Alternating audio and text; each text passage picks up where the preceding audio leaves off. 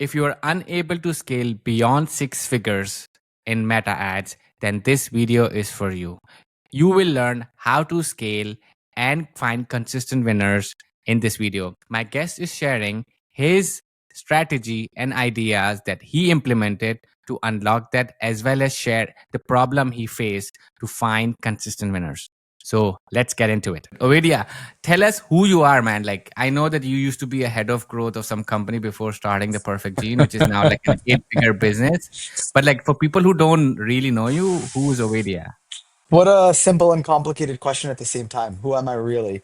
I don't know. I'm just a merchant. I'm trying to make a couple of bucks. Um, I started my career on Wall Street, which built a lot of really strong analytics and kind of fundamentals to business, I would say. After Wall Street, I took some time off, traveled. I ended up starting or joined a web development shop. This is probably 2010, so quite a bit, almost 15 years ago, which is crazy.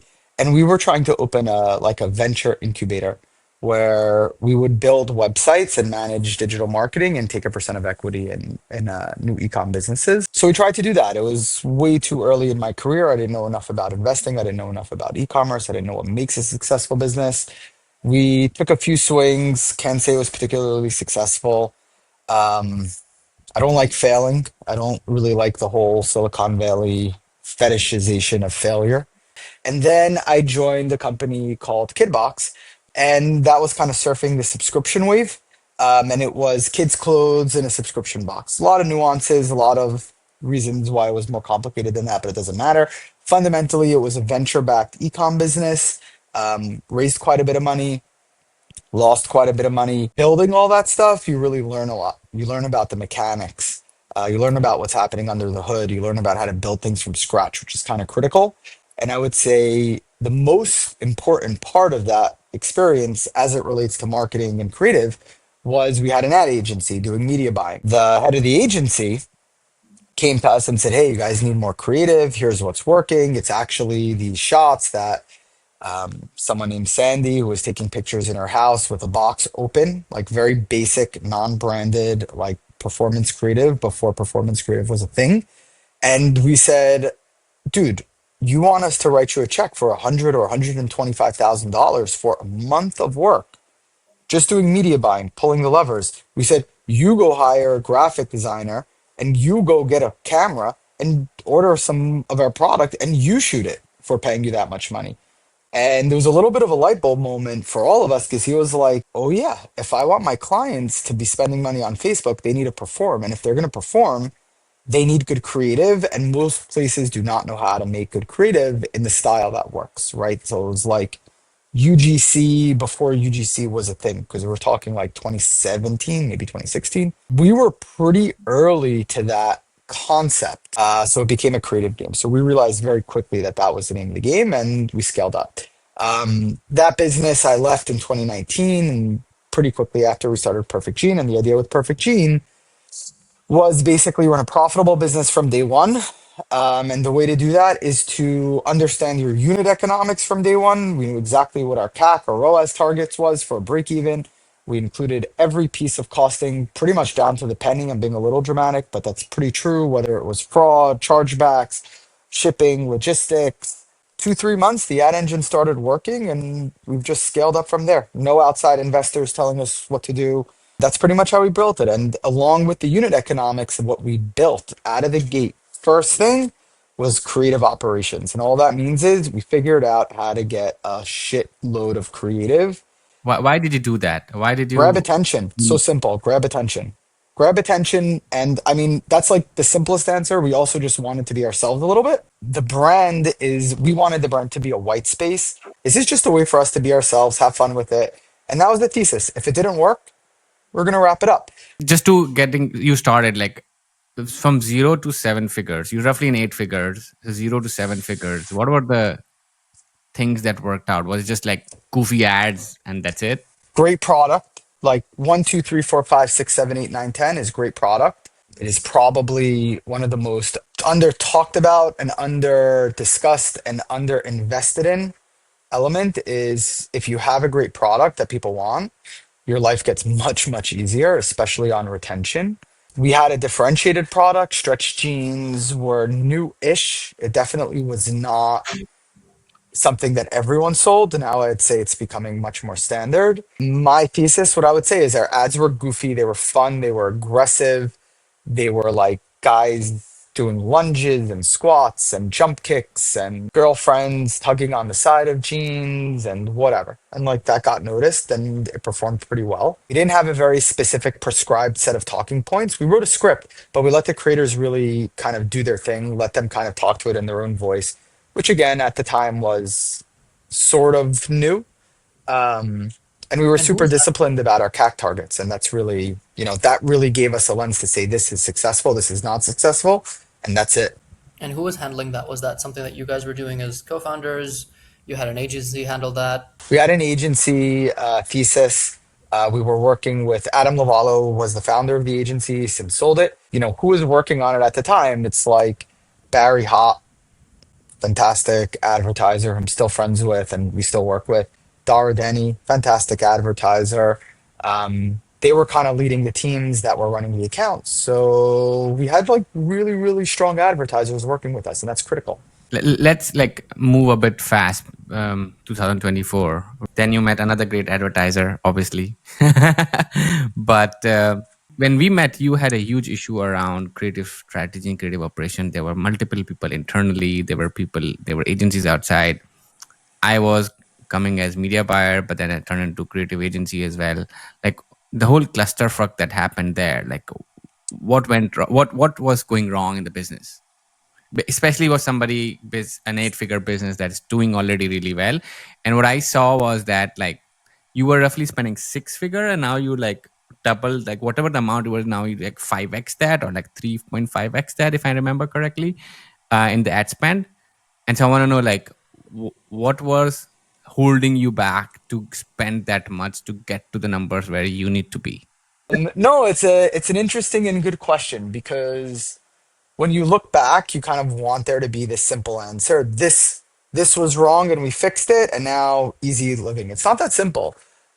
We had a few hires we made that were probably not quite the right fit, and I think there was an intersection of media buying and also creative that was getting stale. So what did we do? If I had to look back in time, we lost a little, we lost a lot of our touch.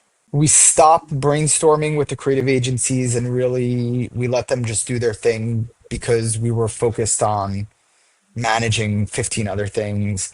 We were coming off a very, very strong 2023 and we were kind of like, this is going to blow up. And all of a sudden we start stalling. And I think we lost a little bit of that like verve and oversight of the agencies. And if you're not really overseeing agencies, things will tend to get stale. So when I started looking at just the creative, just browsing through it, click, click, watch the creative, I was like, everything looks the same. Everything is like not super charismatic creators. Things just look like people were shooting against the back of a dorm room white wall, no visual interest. The narrative, the storytelling was disjointed and kind of like bland and edited together. The value props were just constantly recycled. We weren't talking about anything in a new way. It just felt stale. And that combined with media buying, that was probably like we were jerking the system around quite a bit because it wasn't working. And also, we just, frankly, I think we just weren't as sharp as we should have been. It all led to basically like, okay, we have had a really bad year since I think it was February. Remember that Valentine's Day bug or whatever it was? But since Valentine's Day, and we really didn't get anything sharpened up. So I we remember. basically took yeah, exactly. We took an effort to, and then we started using a new pixel and we did this, and we just like, it wasn't a thoughtful, strategic approach to fixing it. It was just throwing solutions at problems without really saying, hey, let's get back to basics. What did we do? One, we hired a bunch of creative agencies and said, this is what we're after. Um, you got to perform, and or else we're going to kind of like keep going through it. Azar was working a lot on a very interesting structured approach. We were using statics.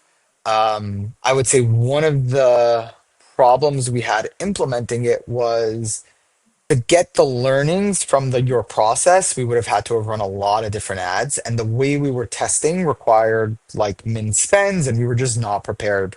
We got into that same interesting cycle of early 24 where the creative started getting quite tired. Um, and so after I got back from my honeymoon, I just did the same thing. I clicked through. I was like, these all seem really like not ideal. Like I wasn't thrilled with them. And I got on the call with the agency and both agencies, and I was like, guys, these aren't sharp. And we had a long, sometimes pretty heated discussion about it. And I said, these are not sharp and they're not performing. They would say something like, but we're 70% of your ad account. And I was like, but there's no one else. So that's not a big thing. And they're like, but look at the ROAS. I was like, the ROAS is where we are because we're not spending. I was like, look at the spend. We're not getting the scale that we want. And I said, let's just go through 10, 15 creatives. I'll tell you what I think. You can tell me if my feedback's bullshit. And we went through it and they said, we don't agree with everything. And, we also have to have a process. We can't just like make everything to perfection, but we do hear you. And they tightened up some of their internal creative control. They tightened up like some of their ideations. We started working with some new people on creative strategy and creative feedback. And we've seen some really good results from that. So if you're a brand that is spending roughly $30,000 to $50,000 a month in ad spend and you really want to scale and you're unable to find winning ads, definitely check out the performers.io. We have found a specific formula that helps brands find winning ads consistently and with a higher win rate. How we do it? We do it by finding the right message to the right audience, to the right format, and try to adapt it to videos. We apply a lot of psychology. We try to improve the hooks, and we try to make storytelling in a way that actually people who are looking for a solution like you can find you. And if you're struggling with already like higher CAC or higher cost per lead, reach out to us. We'd love to chat with you if you are at the stage where you really, really need external help. Just click on the link below. We'd love to help. On some level, you need to have a creative vision. And more important than the vision is a certain level of quality control. I do not believe in you just throw shit against the wall. Testing's expensive. Um, we do have a message that we want to put out to our customers. We're not prescriptive about how that message is told, or we'll let a lot of things go through. But more and more, I find I want things that where you have a charismatic creator. Agencies will tend to fall into this iteration loop and do iteration after iteration. And they'll say, but it's working. They'll say, oh, well, you're probably not reaching a lot of new incremental scale. And eventually that's going to crack. So you need to have a wide array of creative styles, creative ideas, creative messaging. Um, Otherwise, you're kind of like trying to test, but with a laser instead of a shotgun. And you do want a little bit of a shotgun so you could start seeing what's performing, get a little bit of variety in the ad account, and let the algorithm do its thing. Like when I was in the ad account, things that were performing were mostly like we found niche audience, like like there's like big guys was an audience that worked really well. And so did you lean into more audiences or did you lean into more messaging? And or is it the format? Because I feel like we are still stuck to the same crazy first visual and then introducing the product. So what has like I don't want you to tell us the ad that worked, but I want you to tell us like what the thought process, what exactly in that creative that you changed that worked. Was it the messaging? Because the messaging is still probably stretch, fit, or whatever that all jeans brands are using. So I'm trying to like learn into like what stood out. I think the messaging is still strong. And I think the core audience is still like we lean a little bit older. And because we have such a wide array of sizes, which is an uncommon advantage just because it's Yes. operationally very difficult. And I would not recommend it unless you know what you're doing. So we're very comfortable leaning into big guy sizes and bigger dudes who are an underserved part of the market. I think 30 some odd percent of our business is what you'd consider plus size or big and tall, right? That's a lot of revenue. It's not to say that if we didn't do that, the algorithm wouldn't find other customers, but great. So we do lean into that. We lean into the fit.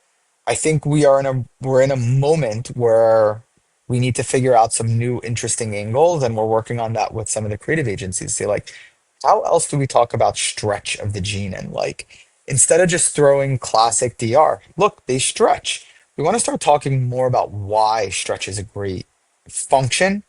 We want to lean a little bit more into seeing if we can unlock style. So What makes a jean so critical? Why is a jean such a core piece of clothing? I was thinking about on this podcast, should I wear the shirt or should I wear your amazing T-shirt? I've personally fell in love with the brand. I was like, this brand is kind of like a little e- expensive in terms of like when you compare the market when you go on Zalando or Amazon, Yeah, but man, the quality is great. So like, I'm happy to pay again, and I've it's great paid like value. twice the import fee already coming to Germany, and after wearing it, I feel like there is You a get thought it. towards it. Yeah, it makes sense why it's worth it.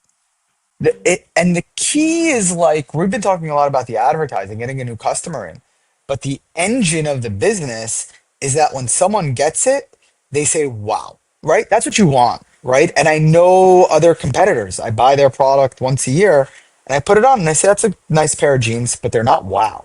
We want to land at a price where someone says, "Wow," and they're like, "That's fair. That's awesome. That's good value." Men, when they find a pair of jeans, become very loyal to that brand. T-shirts, people will come and go. It's much harder to get them to stick. There's much less loyalty on t-shirts, partially because the price point is fairly low. So it's like cool. So people are going to be recycling and buying more t-shirts, and often there's not a huge amount of brand loyalty.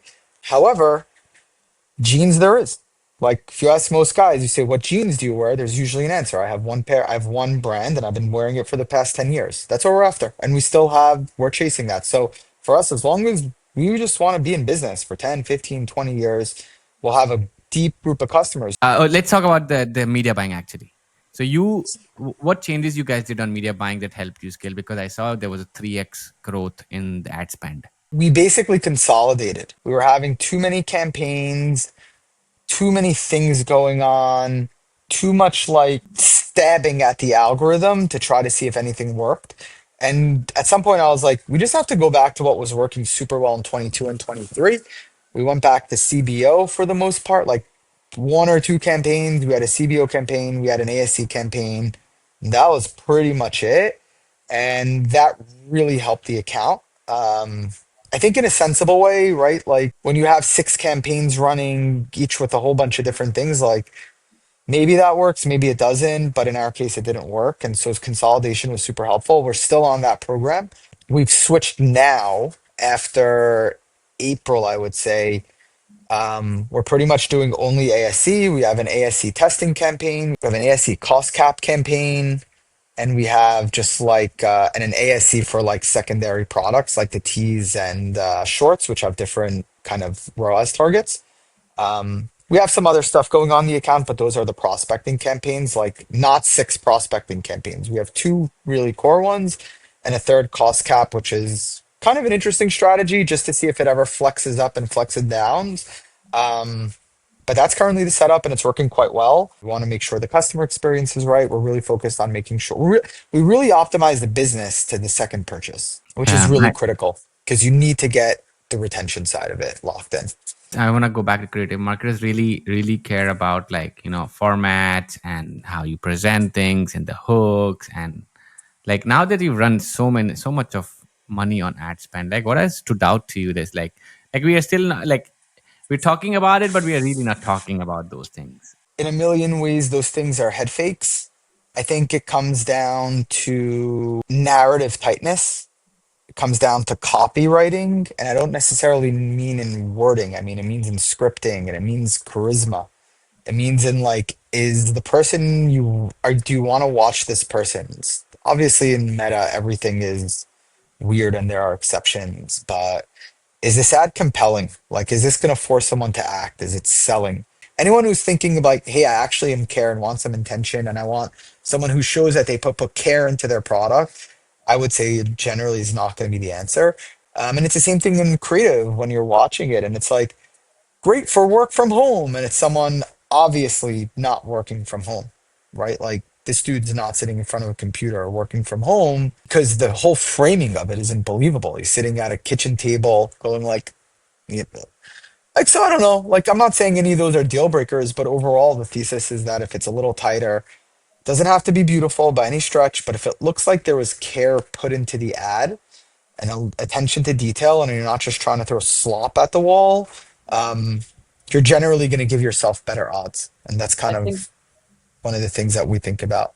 So when I see your ads, whenever I was doing audits, and I was always like couple of similar ads were introducing the product after the hook and then telling why it's amazing, and then just basically buy ugly ads by multiple funny B rolls. What I wanted to know, like, is there anything that you've recently figured out in telling stories that you were not doing and now you're doing now because the ads are talking different points? And So I think where we are in this cycle is we have done a much better job within that broad format. So we're doing a better job of being a little bit more on trend, and we're doing a much better job of tighter ads and a lot less sloppy stuff. So like really focusing on which creators we're working with. We definitely have disagreements with some of the agencies on like who we want versus who they think, and I have a feeling there's a margin question at play. But that's, my goal is generally to be everyone's favorite client. I will be difficult and demanding if the work's not there, but try to really be respectful and talk through it and work through it. And, you get a lot of mutual respect when you're able to problem solve together and be adults instead of just like do better. I told an agency, I said, we've been with you for 3 years. Like, we may not be your highest margin customer, but we've probably been your longest. So you guys have to make a call on how you want to handle that. Churn is a real thing. And if I was like, we're not a churn risk, you just got to work with us. We did in house. Don't get me wrong. We had a lot of successful ads being built in house, but we just found we didn't need the volume of creative. And in terms of shooting net new stuff, it was just easier to work with the agencies. You just have to find the right fit for your brand, and not all agencies are the right fit. You got to try out a bunch of people. And you have to know how much creative you need. Spending an extra 10 grand a month to get an extra, whatever, 10 or 20 ads a week or a month or whatever. I could look at that as insurance. I can look at that as if I get one winner, it pays for itself. So I look at it more that way than how do I get the most creative for the least money. I've never been like super cheap about creative. I just want good stuff. It's just a really, really good investment in the business. So how much do we need?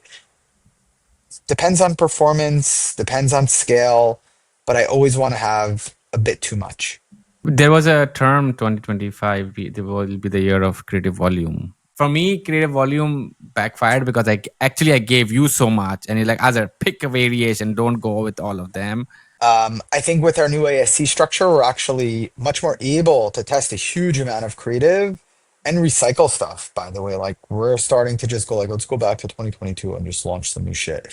I think every year was the year of creative volume. What do you want me to tell you? Like, I think all of 2023 or 2024 was the year of profit. It was always about creative volume. It was always about testing. It was always about like maximizing these things. It was always about driving profit. Most likely, the people who are following the profit trend are going to follow the raise money and lose money trend when that gets hot again and interest rates are at zero. Whatever. I don't know. I said that a little too firmly and harshly, but I think it's just quite sensible to run a business That with makes money. pretty good cash flow and makes money. And if you can get away with not having investors and you run a small business and you have flexibility, if you need investors for whatever reason, so be it. I have a last question for you.